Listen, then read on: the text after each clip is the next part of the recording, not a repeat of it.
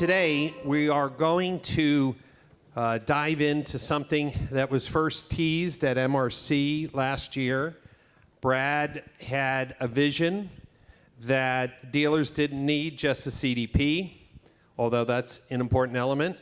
But what would a true connected ecosystem look like that the dealer had transparency into? And let me just be very clear that the dealer had transparency into. That's a differentiator because there are some packages and platforms which are set it, forget it, meaning not in a negative thing, but they're doing the journey orchestration, they're doing the activation, and dealers get reports and see, but it is pretty much preset based on a series of beliefs or testing over time.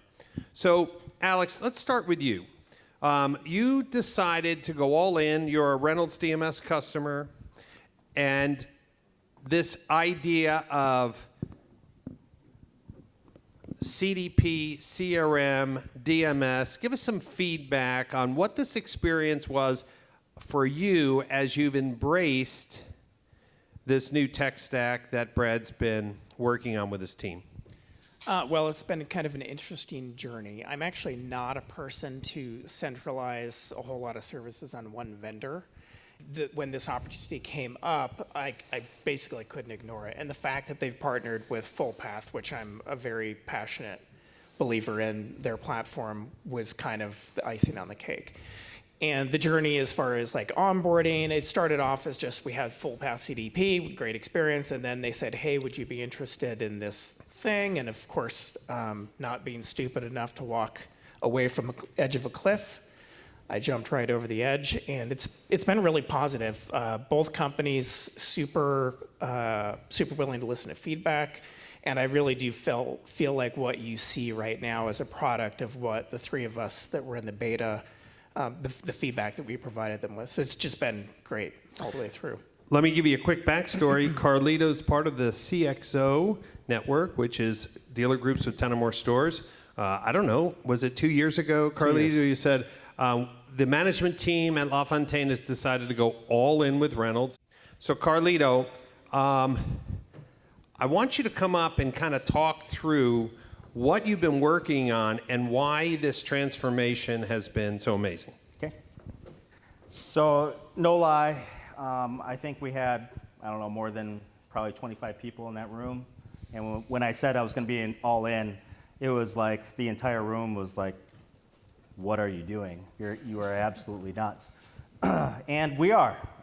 Quite frankly, we are, because when we decided to go through our contracts for DMS, because we were up on a contract, we had to shop, Techion, CDK, Reynolds, and we had to decide as an organization, and at that time, 35 stores, what was going to be the best move for our stores. And with our group, we really make sure that we listen to the department managers, salespeople, service advisors, okay? We wanted the full culture to buy into the decision. And we brought in, all these different managers, and they were to sit with Reynolds and Techion and CDK.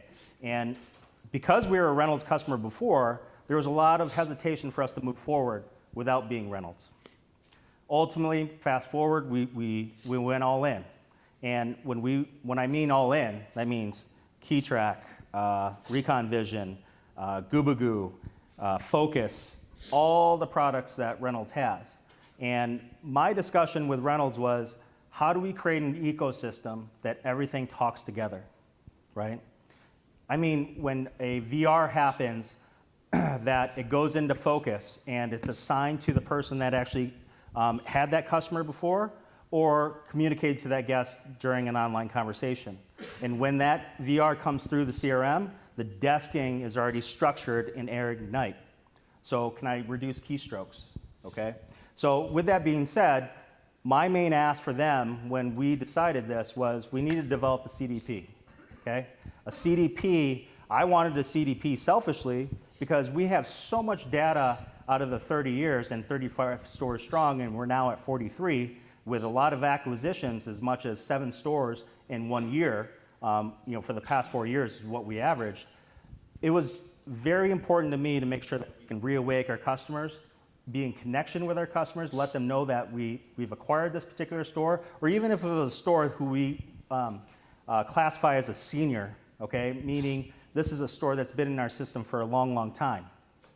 How do we communicate to those guests and ensure like they know what the family deal is all about? They know that we're taking care of them.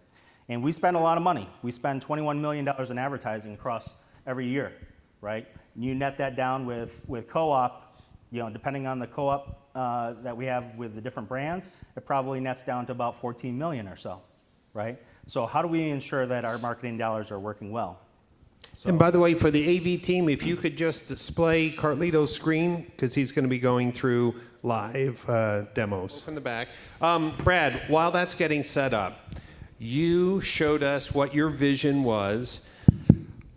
This has come to market very quickly.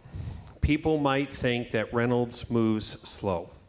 What did you change in the culture? I remember talking with the senior executives of Reynolds. They invited me to come out a little over 2 years ago and said you changed the development culture. Can you talk about that? Because when we see what was accomplished over this past year with your supervision, what's changed that you've been able to rapidly integrate and deploy new tech? That's a loaded question. Yeah. But I think that it starts with the executives. I mean, they're looking to reinvent the future, future-proof their dealers. When I was given the project of the CDP application, the message was, we're not marketers. We want to be able to connect the dots, come up with a plan.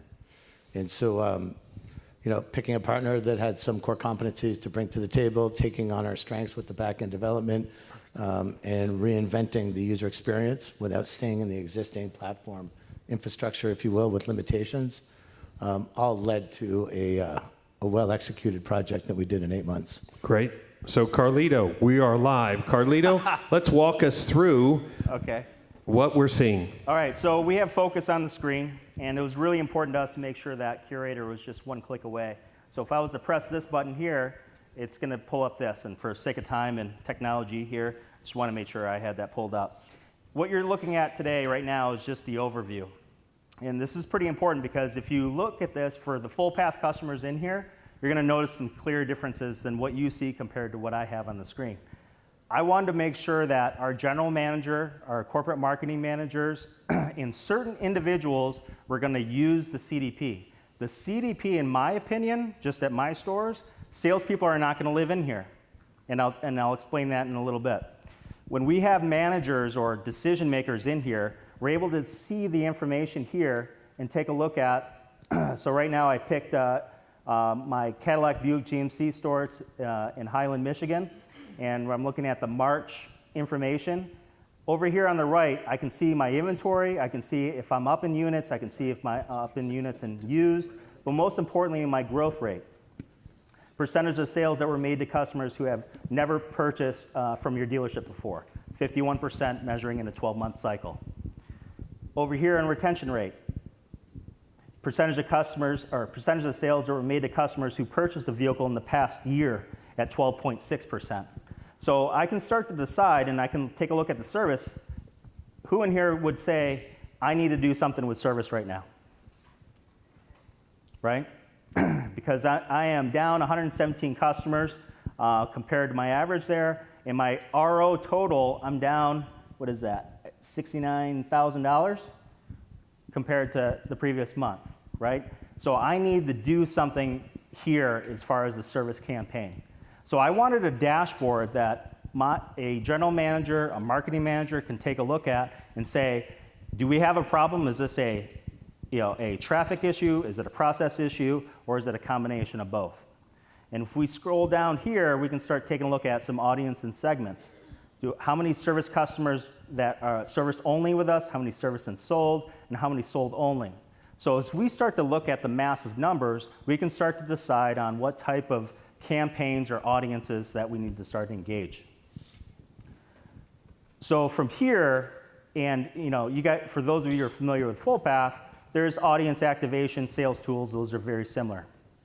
One thing I'd like to show you here, if we go into inventory analysis, this is where I am starting to get comfortable with the system And I needed to start to decide on who are the people that are going to be managing these types of opportunities, right? Is it a standard BDC person? Or is it going to be somebody that can communicate to a guest, leveraging the data, right? Using the sales enablement and the AI suggestions, and making sure that they are just touching base with the guest with the right conversation. Because I believe conversations are the ones that open up the opportunities for customers that have been patrons and also customers who have not ever shopped with us before. And we don't want to do, obviously we're going to have the deep creep information about guests. How do we present it in a way that it's comfortable for guests and easy and very digestible? So here, as far as the inventory, I can see of my inventory how many days this vehicle's been on the lot, how many VDP views, how many shoppers, and how many reported leads. I would love to have an individual looking at this particular case, looking at this particular car, where it's 21 days on the lot, can I turn it fast? Here's my shopper activity, but if I flip this switch right here to reported leads, here's the people that have submitted the lead on the car, right, of the known shoppers that I have. And if I wanted to look at anonymous shoppers, I can flip that script here, right? So it's very important how I'm starting to think about who can handle these types of opportunities. Like I said, marketers, general managers, decision makers, we want to use this as a source of truth, where I want the salespeople and people making outbound contacts to the guest, this is where I'd like to have them start to live. So let's just take a look at a live store right now. We're in the East Coast, so you're going to see some of these leads in here. Let's take a look at, so the Curator data up here, and let's just choose this one here. So this is the guest here, and we can see that this lead came in. I can see that it came in today. We are currently using Impel AI at the store, so I can click on the conversation. They have a direct integration with Focus. And the biggest thing here, the salesperson made the phone call. I want to be able to take a look at a deeper intel. So if I click on the unified customer profile, this is pretty interesting. We have 3 profiles for this particular customer, 2 of which that live at the particular store, and then 1 at a store that's already across the state. So what does that tell us about that guest? I'm not sure. Do they live in Grand Rapids, but do they work in Highland? Do they have business over there? Do they have family over there? I don't know. But this is the type of information that I need this individual to process. When we look at the lifetime spend, they purchased 1 car from us. We didn't make any money on it, right? We have a service repair order. This is the gross profit here. So here, the business value will go there. If I look at the timeline, I can see all the interactions here that happened with the guest. Keep in mind, I use the Ritz telephone system. So if there's a phone call to the guest, I'd have that record. Any texting to the guest, I'd have that record. Any emails, I'd have that record. So I need a person that's able to digest this information and create that good conversation. If I know that they purchased from before, it'd be, hey, Brian, I want to make, thank you so much for your past purchase. I hope that's doing well for you. And what type of things can we do, do a better job to help you service you in the future, right? When I go to, if I wanted to make a conversation to the guest using the Curator sales enablement and the AI, I would press that button, and this would give me a quick synopsis of the summary, the recent activity, the website activity. I could read up on the guest so I have these types of information to have a better conversation. I have suggestions for email. Again, if you're a full path customer, you'd know that this is very similar. I can easily email this guest from here. I could text the guest a short text here that the AI created. And then if I was able to make that phone call, I'd have talking points, okay? So I am starting to create a workflow for this when the data up comes in. Who is that going to go to? Who are the most qualified, certified, and passionate people that I can put in front of that guest? Carlito? There we go. Sorry. Alex, having the website activity pumping into the CRM in real time, having predefined templates, talking points for the customer. Many CRMs traditionally have been disconnected from the website. They've not have connected to a single source of truth. They haven't been connected to, say, AI coaching or insights, and everyone's starting to add many things. When you use the system today, what are some of the feedback you're getting from your sales team as they're using Focus and getting engaged with this richer data record? I think there's a couple of important things to recognize here if this is something you're looking at doing. Most of us, in most of our stores, our team has been trained to nurture a lead. So this is a person who's come to the CRM, they've said what car they're interested in, there's a series of templates. At least at our store, it's a very templated approach. We're working on real-time sales, which Brian will be glad to hear, I'm sure, but that isn't a whole other process with its own challenges. So we're now stacking an additional pretty large concept on top of what we're already asking them to do. So given that's the case, we're not asking our entire sales team, which our internet team is about 12 folks right now, to tackle this. What we did instead is we handpicked 4 individuals who we feel are maybe their best skill is developing really strong rapport with customers, especially over time. And the reason that's important is because that's more what this looks like. What you're really doing is prospecting. You're no longer lead nurturing. So yes, most of the people who enter the CDP and are resolved and come into Curator, that is a list of people who are the way we build our own audiences. They're actively shopping now, but they have not yet put a lead in. They probably are servicing their car, and as Carlito just showed you all, you can see all that. You can see which emails they opened, you can see which ones they clicked through, what VDPs they hit after they did it. And yes, all of this information is available to the salesperson, and I can tell you right now that there's not a salesperson who cares. Got it.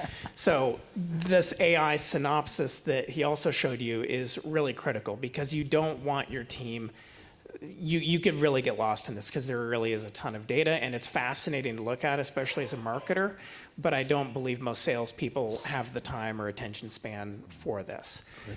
So what we've done, what we started doing to sort of combat this overwhelm, you might call it. Certain salespeople, they give different results based on the personality.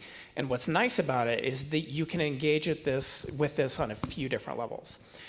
The person I'm most hopeful about right now, we have a salesperson named Allison. She's super sharp, develops great relationship with her customers.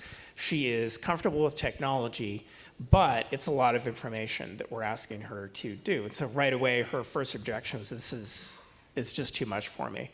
So what we've started doing now is we've actually built a custom audience for each salesperson.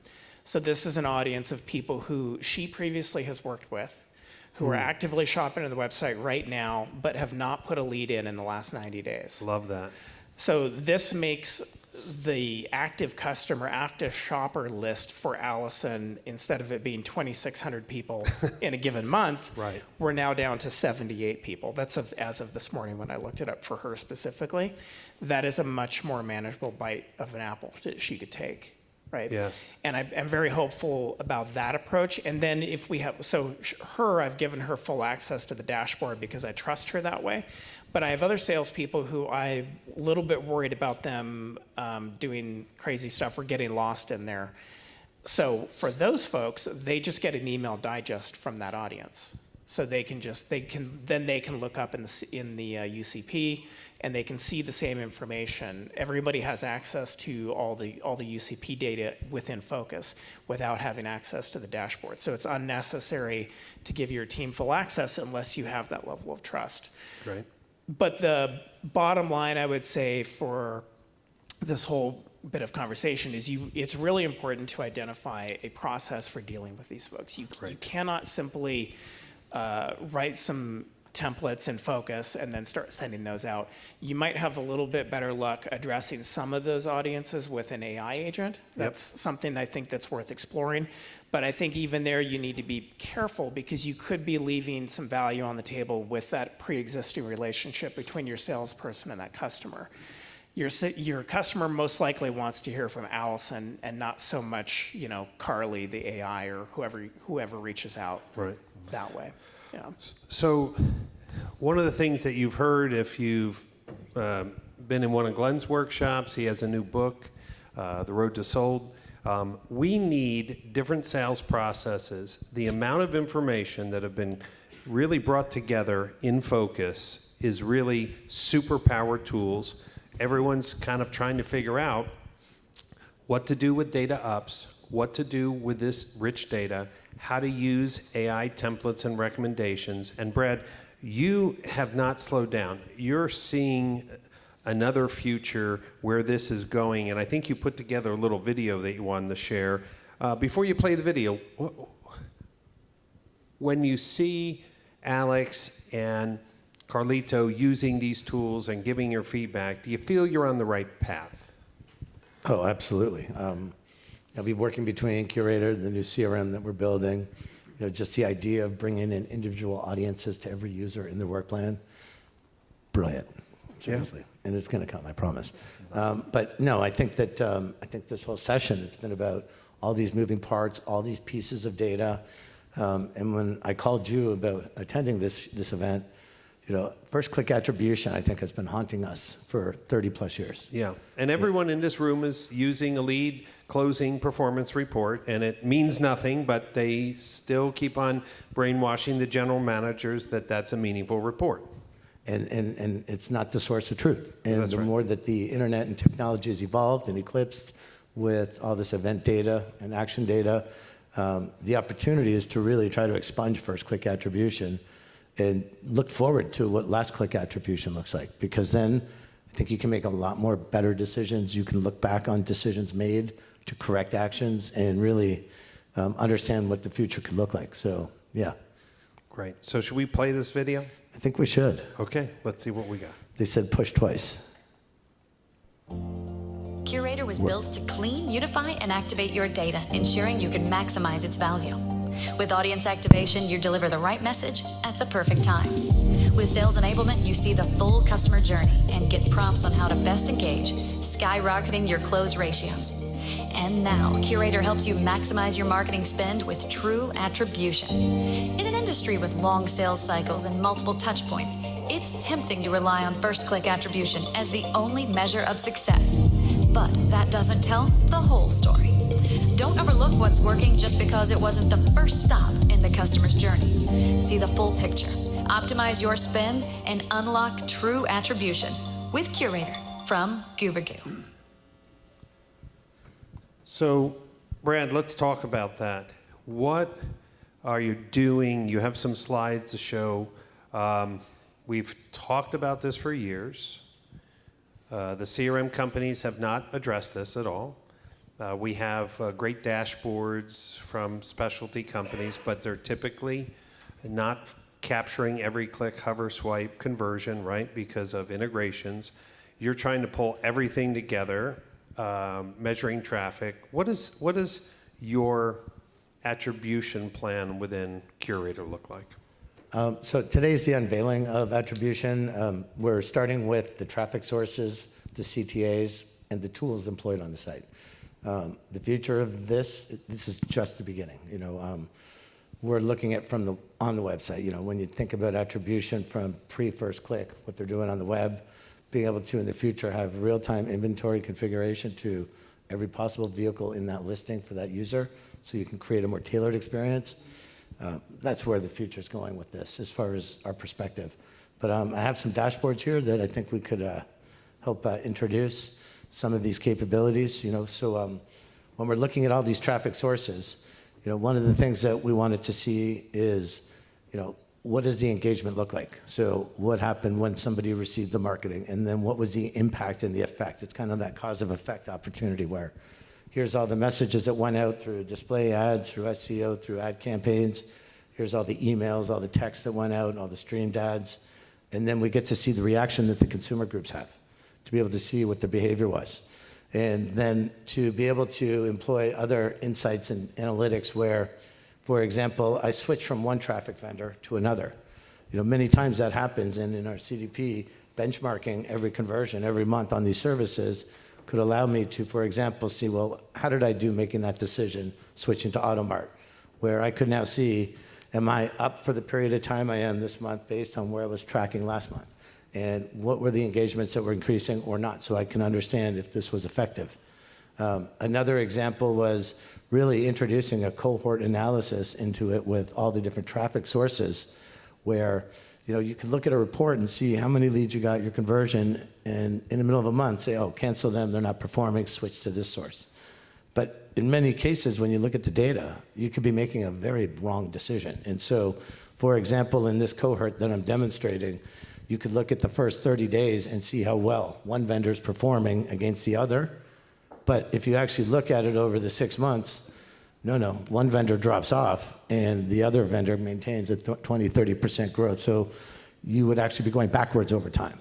And so in taking all of this data and make it where it's as you said, Alex, in small bites that's digestible, to be able to measure your leads, to be able to measure your engagement, to measure the consumer response to the marketing that shows where they are in the journey, I think is a very important part of making better decisions. Another example of that is when you timeline our traffic sources. Did I make the right decision 6 months ago switching from cars to Auto Trader, for example?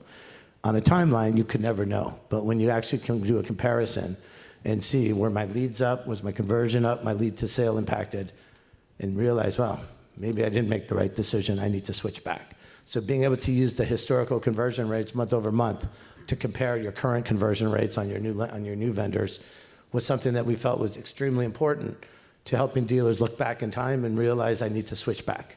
Because many times you might think the first 30 days one traffic source didn't perform, but over the course of 6 months it outperforms the high converting tool of 30 days.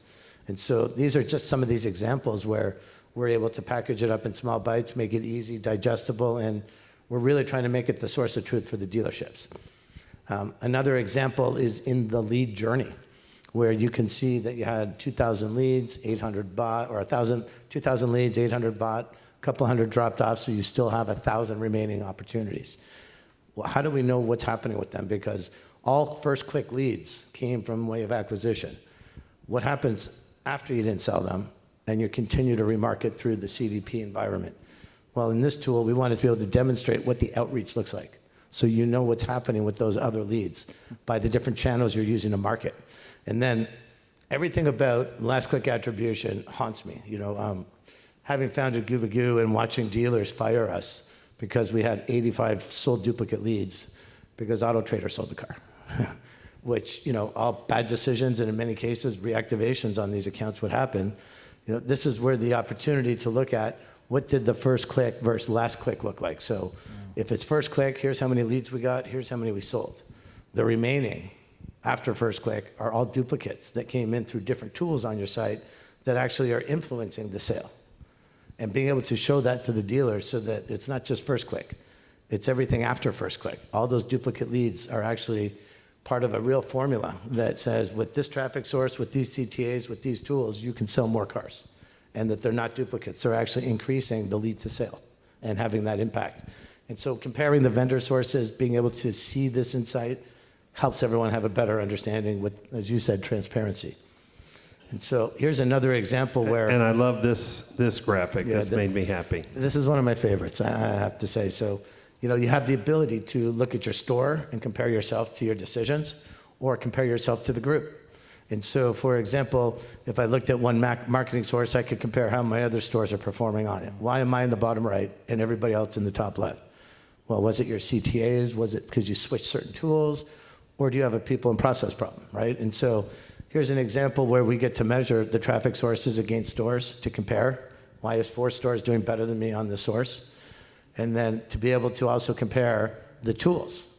Well, one store is using a different tool than the other 3, and that's drawing your closing average down, and that's why you're in the bottom right. So taking this first release and unveiling it to the industry is just the beginning of how AI is going to help our dealers learn what tools, what CTAs, what traffic sources perform best over time, and literally generate what that secret sauce is for every dealer, based on the brand, based on brand comparison, which this was the other example where when you're looking at all these traffic sources on all your sites, and like LaFontaine has hundreds of them, to be able to compare why does Q marketing perform well on one and not the others, and be able to use this plot diagram to understand what tools, what CTAs make the difference that would drive that up.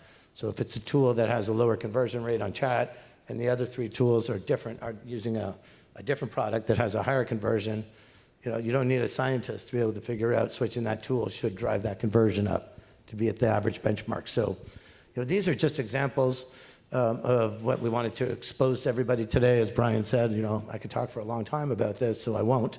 But it's just something that we thought would be really important to be able to have it so it's native to the CDP and will be native in the CRM as well for managers to make decisions without multiple logins. So to take you back to what changed the culture of Reynolds, we're reinventing our systems, reinventing the future, and we're going to be introducing a lot of this stuff over the next 12 months. So the reason why I'm excited, being 20 years in marketing, this is the first time I've seen a tool and scale that can give dealers the marketing insights in real time based on every click, hover, and swipe on every tool on their websites and every marketing channel that's sending traffic to their website in a practical way. I would encourage you to just pull Brad aside, especially some of you who are really looking for the next step in your data reporting and CDP decision.